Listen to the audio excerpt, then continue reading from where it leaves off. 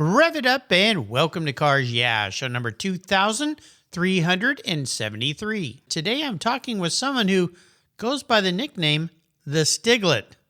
Given I'm at the Rolex Motorsport reunion, part of the 4-day historic racing events here at Laguna Seca, this is appropriate to have a talk with a young man who loves racing. Be prepared to be inspired.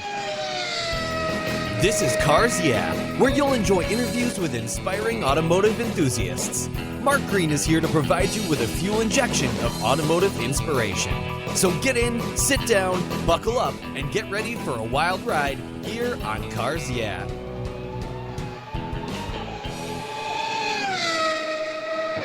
Hello, inspiring automotive enthusiasts, and welcome to Cars Yeah. Today I'm with a young racer by the name of Joey Andrews. His friends know him, though, as the Stiglette. Joey, welcome to Cars Yeah. Do you have any gear, and are you ready to release the clutch? Ready to release the clutch. I'm in gear. All right, good. Well, for a guy who's been doing some racing, I guess that's a simple thing for you. Something you've done a lot of is releasing clutches. When we dive into what you're doing and what you've done in the past, we'll have some fun learning about your racing and a whole lot more. But before we do that, I always ask my guests this. What's one little thing that maybe people don't know about Joey the Stiglette? You know, I had to think about this one, but when I was little, I did up until recently. I used to do TV commercials. Oh, really? Yeah. Actually, one of the most interesting ones, my very first TV commercial I did, I was like 2 years old, and it was for Volkswagen. That was kind of my first connection with cars. 2 years old. So I'm guessing you probably it wasn't really a talking role? No, it was not. I don't even remember it, which is the funny part. But my mom has photos. I was like in a Volkswagen Jetta. I don't remember anything about it. But yeah, that was the start. Well, cool. Can that be found on YouTube anywhere? I have no idea. I'm guessing it could. I do know some of the other commercials I've done can be found on YouTube. I did one for Comcast during the Olympics in 2021, and then supposed to do one for DirecTV, but they decided to not air the commercial. Uh-oh. You ended up on the cutting room floor, as they say. I did end up on the cutting room floor. Ouch. Yeah. Yeah, that was a shame. That was a fun one. And then I did one for Realtor.com when I was like 8 years old. Okay. Now, is that something maybe in the future you'd like to pursue? Commercials sometimes lead to, doing acting roles. I mean, you think back to, let's say, an actor like Brooke Shields, who started as, a young kid in commercials. Is that something you think you might want to do in the future? I'm definitely not opposed to it. One of the things about me is I always love being on camera and being around film sets, whether I'm the one behind the camera or in front of the camera. And so, my backup plan is if I don't become a racing driver, I'd love to be a TV presenter for Formula One. Okay. Well, I just had two racing presenters on my show. Jamie Little, who is a U.S. woman who's down doing a lot of NASCAR stuff, and Amanda Stretton, who spent 20 years in the U.K., and some time with Formula One down there in the pits with racers. So there you go. So you can follow in their footsteps, and both those women have been doing it for decades. So who knows where you end up? That's pretty darn cool. And I'll let our listeners know that I met Joey back in 2019. When he sent me his pictures, I went, wait, this isn't the same little kid that I met, but you're a young man and you've grown up quite a bit, gotten a lot taller. When we were both at the McQueen car show, Steve McQueen car show, I was with his son Chad at the time. That's when we first met. So we've been trying to get together for a long time. So I really appreciate you taking a quick pit stop with me and being a guest on the show. Oh, thank you so much for having me on. You're welcome. Well, let me introduce you. Joey Andrews, also known as the Stiglette, is a young racer whose motorsports journey started when he was just 11 years old, when he started watching Top Gear. That's when he came up with the nickname the Stiglette. He won a trip to the US Grand Prix, which further ignited his racing bug, and he quickly started racing in karts. He earned podium spots, making his mark, and attending as many race events as possible. He raced in the CalSpeed Sprint and Super Series, in addition to Tri-C Karters in his LO206 kart. He currently competes in the National Autosports Association Teen Mazda Challenge, driving a Spec Miata for Hicks Motorsports. We'll learn a lot more about Joey, but first a word from our sponsors, so give them a little listen, and we'll be right back. For several years now, you've heard me talk about Linkage Magazine. I've been a subscriber since the start. Their talented and creative team brings you a spectacular publication and website that shares the automotive passion from a worldwide perspective. Linkage is about driving, restoring, collecting, and first-hand experience at collector car auctions and more. They bring you real-world values plus rational, experienced opinions on the current markets. They cover the automotive world and the people who share our passions. And Linkage Magazine has grown, mailing you 6 issues annually. Join me on this journey with Linkage. They're geared for the automotive life. You can subscribe at linkagemag.com. Years ago, when it was time to renew my collector car insurance policy, my carrier's rates went up. Way up, but my usage was the same and I never made a claim. I didn't even have a ticket. So what's with that? So I turned to American Collectors Insurance. Has your collector car insurance recently raised your rates for no good reason? Tired of paying an annual membership fee? Then it's time to look around and call American Collectors Insurance. I shopped around, I asked friends for recommendations, and found a winner that I can trust. And boy, I'm glad I did. I saved hundreds of dollars every year and slept better at night knowing my baby was properly insured. American Collectors Insurance have been protecting vehicles since 1976. They provided me with an agreed value insurance policy backed by their history of taking great care of their clients. What could be better than that? So give them a call and ask for a quote today. 866-ACI-YEAH. That's 866-224-9324. And protect the ones you love like I did with American Collectors Insurance. Classic car insurance designed by collectors for collectors. So, Joey, we are back. So I want to go back in time a little bit first, because when I met you at the Steve McQueen Car Show, you were primarily introduced to me as the Stiglette. And I thought, well, this is pretty cool. Here's a young man who loves racing. Definitely the Stig was an entity that they did a wonderful job. In fact, I've had 2 of the original real Stigs as guests on the show here. One, the American Stig, and one, the first real Stig for the show. I know they kind of played games with Michael Schumacher being the Stig and all that, but that wasn't really so real. So I would love for you to go back in time about how you got your passion for cars, where the Stiglette idea kind of stuck in your mind. We know where it came from, but what kind of instigated that? And then we'll move through your karting career and then into what you're doing today. So let's take a step back in time first. There's kind of 2 starting points, I think. When I was little, my mom, she still owns the car. We have a Porsche Boxster, and I always go for rides in the car. I wasn't like involved in the car community in any way, but I just like being around toy cars and Hot Wheels. But then what really took off was when I was in 4th grade, I met my friend named Derek, and Derek's family works on classic cars, and he'd always bring car magazines to school, and I'd always think it's the coolest thing in the world. You see him pulling up to school in a 1959 Cadillac, and it's like, wow. Yeah, that's unique. He's standing out. Yeah, so it was really cool. So he would show me these car magazines, and I started getting into road cars. And he told me, oh, you got to watch this show called Top Gear. It's amazing. And so I, of course, fell in love with Top Gear, watched every single season. And then I started watching the Grand Tour when that came out. And I remember I was, I think, in 6th or 7th grade when they launched the very first episode of that. We watched that together. And then where the Stiglette comes in was when I was in 8th grade. I was 13 years old at this point. I decided that I wanted to create an Instagram page to share my passion for cars with other people. And so I was trying to come up with a name. And I was talking to my mom. We were like, well, I love the Stig. And I was like, okay, well, I've always wanted to be a mini Stig, so Stiglette. Yeah. So that's how that came about. Well, it's cool because it's one of those words that you go, wait, what? And those of us who love Top Gear and know cars get the idea with the Stig and then being small and mini. So yeah, I think that works pretty cool. So you built that Instagram page around your passion. Is that part of, did you get to go to a lot of events and things to take pictures to place on the Instagram page? Yeah, exactly. I mean, it started out with me, before I was racing. Just every weekend I would be at a car show and just taking photos, meeting people, and discovering the stories of cars. And so, yeah, it was just every weekend I was trying to be at as many events as possible, which became overwhelming, but it was amazing at the same time. Well, sure. It's great to find your passion. Not too many people find their passion when they're young, like you did, but then incorporate it into your world and your life the way you did is really cool. And then where did the racing come into play? Racing came into play in a very strange way. So most people in motorsport, like someone in their family participated in it, and that's how they got into it. But for me, neither of my parents come from a motorsport background. So one day this was during my Top Gear marathon of watching every episode. I felt like I want to go drive a car, but I was 11 years old at the time. I can't drive a car, obviously. And so I'm Googling, where can kids drive cars? And I found indoor go-karting. And so I was like, okay, I'll go check this out. And I fell in love with it the second I hit the throttle. And I could turn the wheel, and I'm like, I'm the one in control. This is amazing. Yeah, and so every week I would just go back to this indoor karting place and just keep practicing and practicing and practicing. And then I was then trying to figure out how I made the jump from indoor karting to proper outdoor karting, the real deal. And when I was 14 years old, I met a guy who told me about this place called CalSpeed Karting, which sadly is no longer there.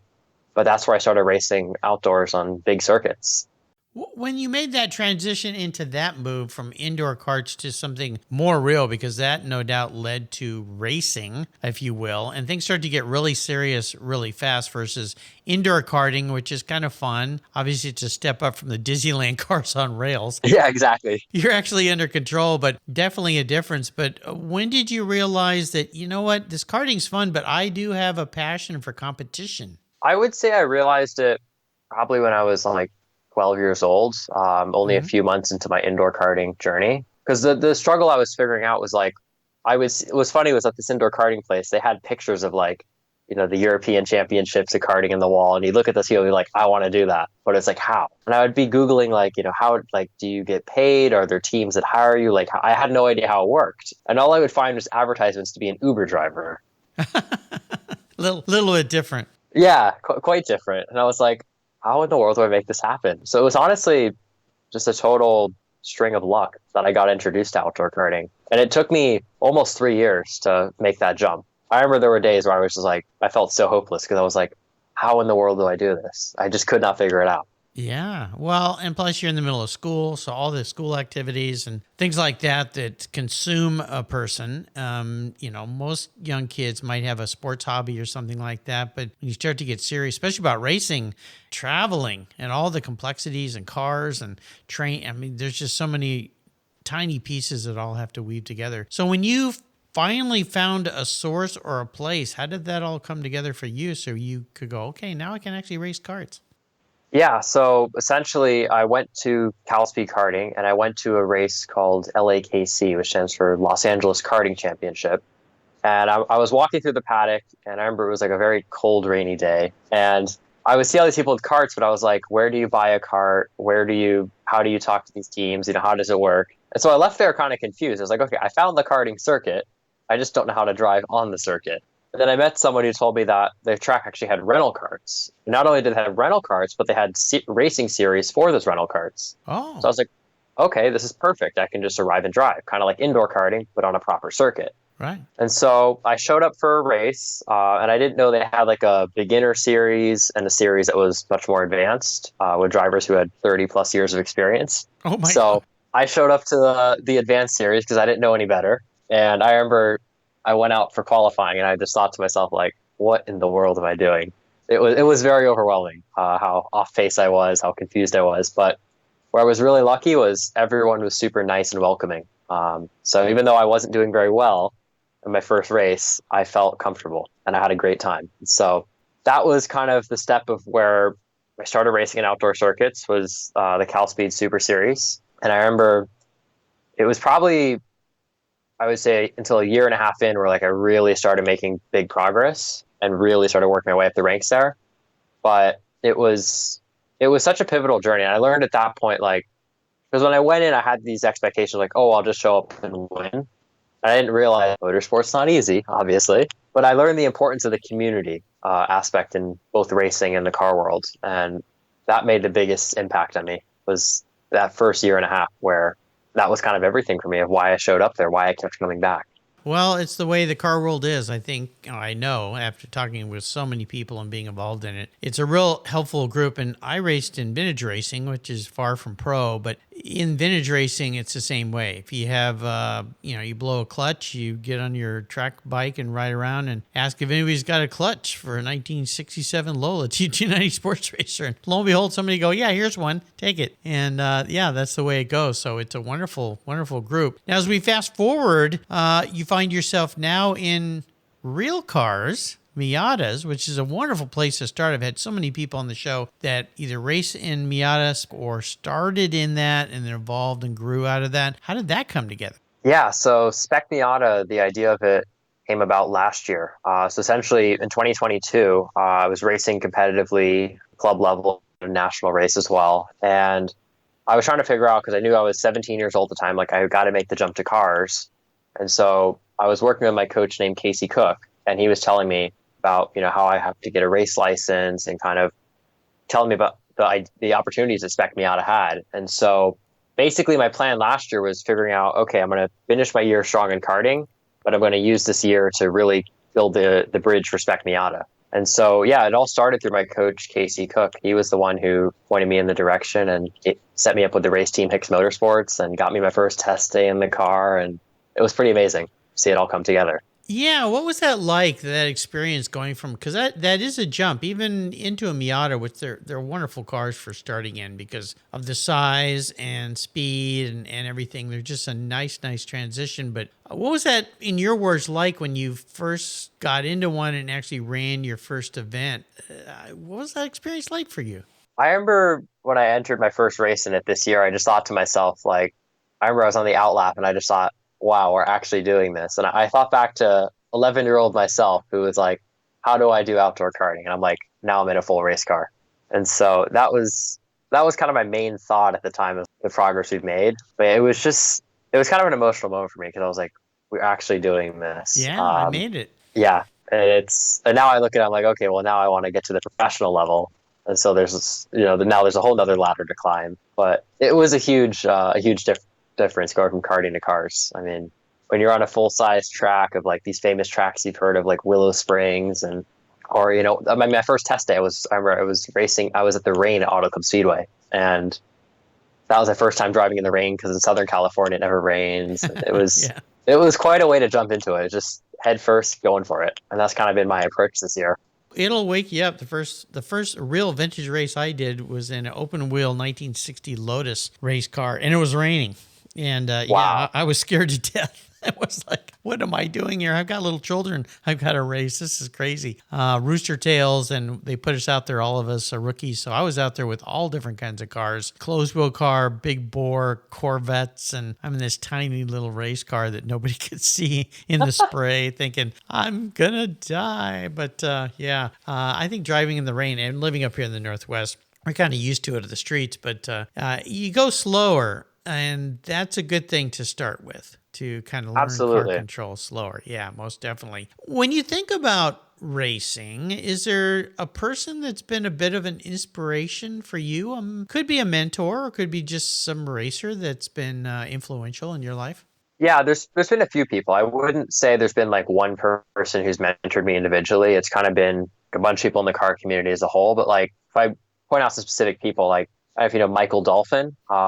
Michael, yeah, no, Michael, he's great. Yeah, Michael, I met when I was 13 years old, and he's always helped me with getting me into events and being able to network and helping me do my first track day in a car. And Michael's kind of one person I've always been able to talk to and get advice from. And then I think to people like my race engineer, James, who, when I'm at the track every weekend, he's always there for me. And there's a deep trust I have in him. I coached Casey last year. I mean, the progress we made in that year and a half I worked with him is just incredible. I mean, I transformed so much as a person from working with him. Then I think about my parents too. They're on this journey with me. They don't come from a motorsport background. So it's been amazing to see their support and how they're willing to help me out in every way they can. And so we're all going through this together. And then I think, even people like Jay and Nicole Ryan, who, let me intern on their show back in 2021, helping out and always introducing me to people. So I would say it's been a few people who've been really, really influential for me. Awesome. Well, that's the way the car world is. Now, challenges are one of those things that teach us incredibly valuable lessons. As you've gone through this period of racing from karts to the Miatas, has there been one big challenge that was perhaps really tough to face, but when you look back, you're kind of glad you did it because it taught you a really good lesson? Absolutely. And I was just thinking about this last night and watching some old footage. But the end of last year, I entered a race called the Machismo 12-hour, which is a 12-hour endurance race in go-karts. And I decided to enter, they have two classes for this race. They have the rental karts, and then they have their own private LO206 karts. And I decided, you know what? It's my final karting race. I'm going to enter this race with my kart. And at the time, it was my rookie year in this kart. I didn't know much mechanically, but I took on the role as number one driver, number one mechanic, team principal, strategist, man of all kind hats. of everything. Yeah. And then, of course, I was a full-time student as well in my senior year of high school. So having to do 6 rolls at once it was intense, and we had a lot of challenges throughout the race weekend, but I'm so glad I did it now that I look back on it. At the end of the day, even though we finished 18th and 70 laps down because the kart kept breaking, I was smiling at the end of it. I mean, the fact that I went from, my rookie year in this kart to now being able to say, oh, I'm actually running a team for a race. I mean, that was a challenge I enjoyed so, so much. Well, this is cool, and it's a great segue to the next question, and that is bucket lists in the future. Where do you see your racing career going in the future? Yeah, so there's kind of 2 routes I see in the future. My goal number 1 is obviously to be a professional driver. I'd love to, be a factory driver for a big name manufacturer racing across the world, whether that's in endurance racing or open wheel cars or, whatever opportunity comes my way. That's kind of the main North Star goal I have. I look at that every day. I'm like, that's what I want to do. And then plan B for me is I'd love to work on the media side of Formula One at some point as a TV presenter. I love talking. And I have a very encyclopedic knowledge about racing. So for me, like, I always love talking to people about the history of motorsport. And I think to be able to, at some point in my career, do that professionally would be amazing as well.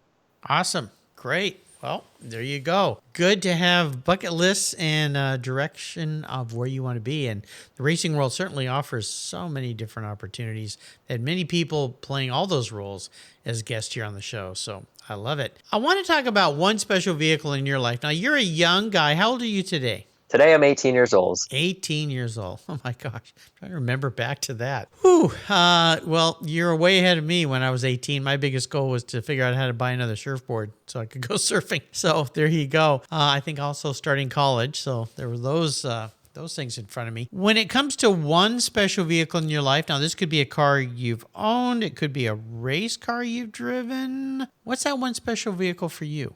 So for me, my family's 1999 Porsche Boxster. My mom bought the car in 2000 with 10,000 miles, and she's kept the car ever since, which has been amazing. So that was when I was a baby.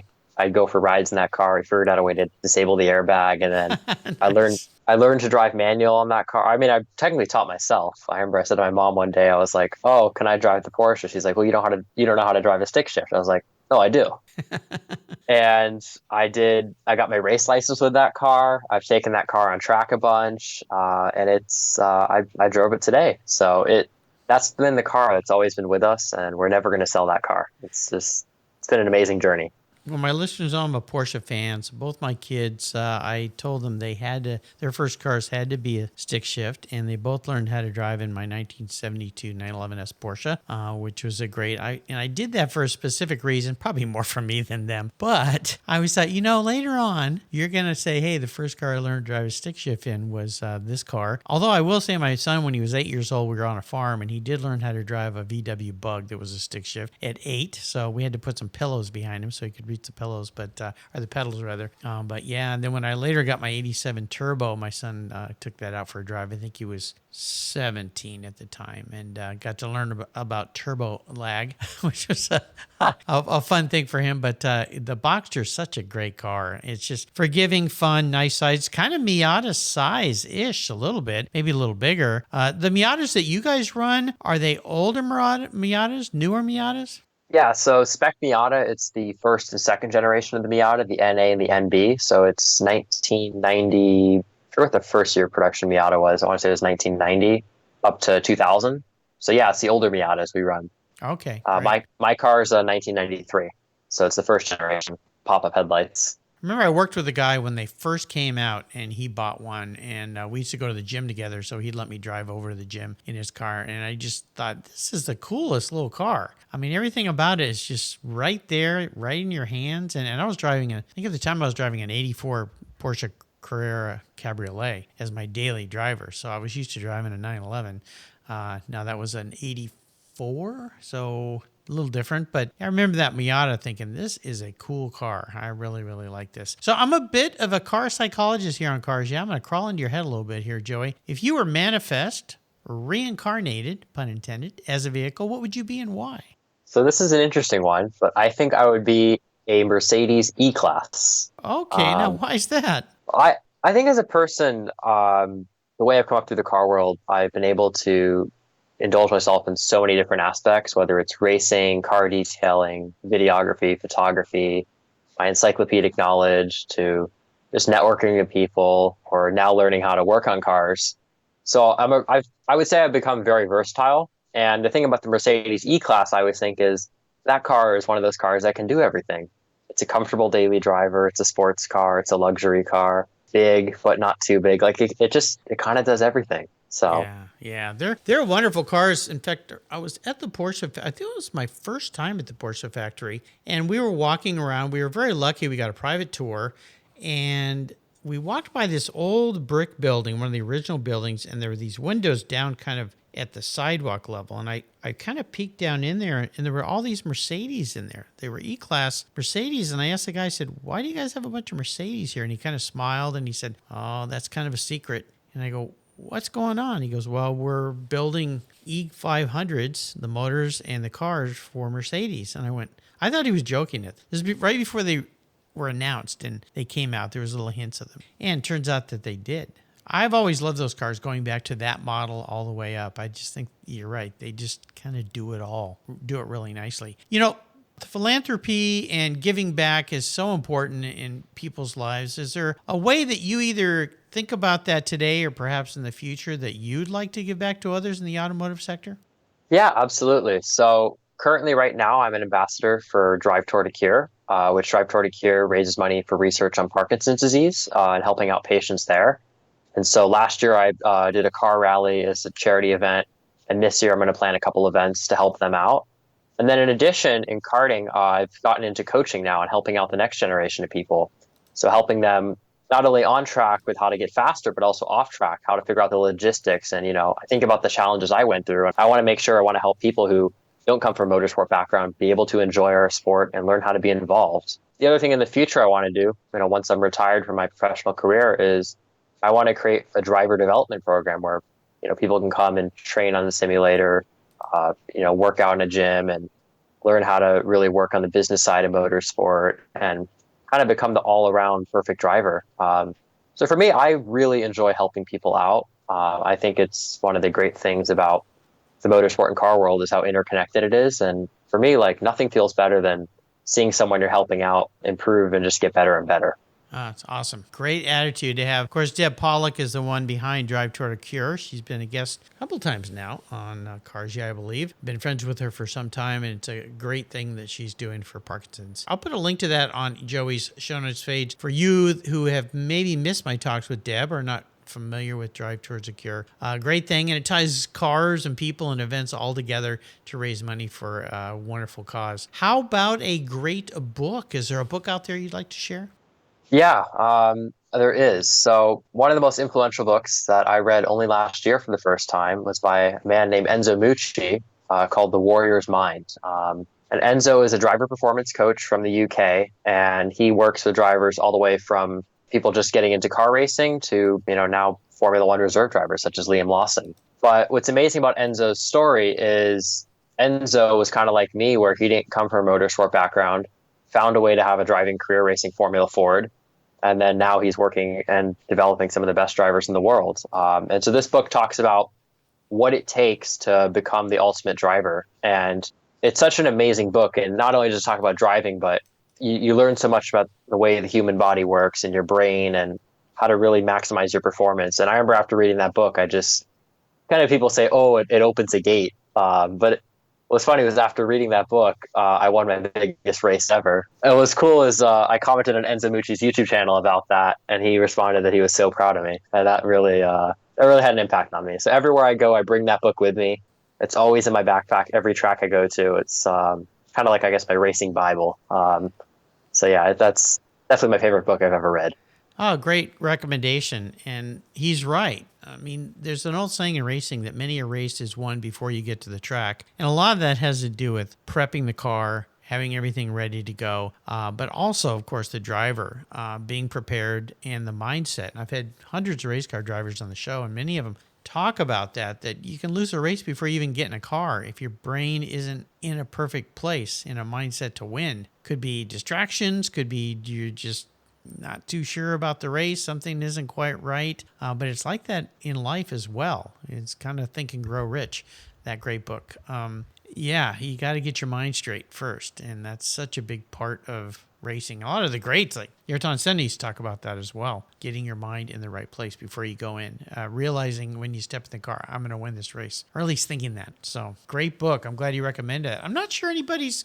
I think maybe one person might have recommended that, but there's a place on my website called Guest Recommended Books where there's over 3,000 books, so it's getting a little harder for me to remember every book that's on that list, but we'll make sure that The Warrior Mind by Enzo Michi is there. So let's go on the ultimate drive. I'm a bit of a benefactor. You're going to love me today, Joey. I'm going to provide you with any car in the world. You can take it on a drive anywhere. That includes a race car on a racetrack. And if it's a car that holds more than one person, you can take anybody with you, including somebody who's no longer with us, which opens up a world of unique conversation. So what does the ultimate drive look like for you?